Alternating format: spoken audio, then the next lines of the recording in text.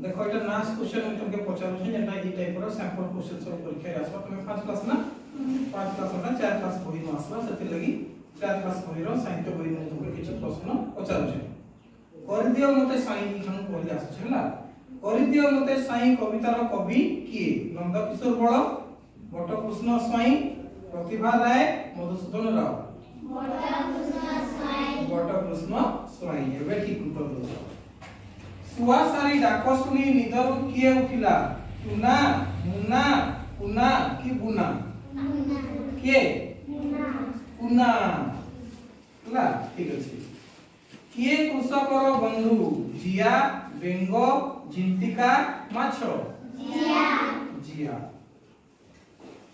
सुआ सारी दुहे आनंद रे उड़ी गले काहे की भोक हबारु डरी जिबारु रागी जिबारु पिंजरा खोली देबारु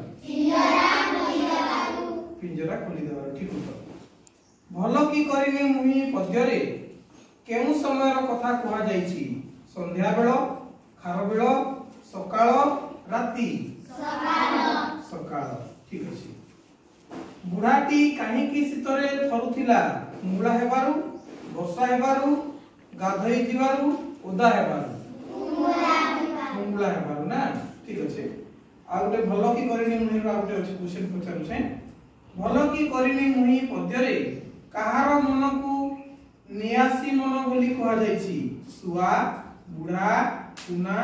सारी कहार मन को नियासी मन बोली कहा जाईची सुआ बुढ़ा पुना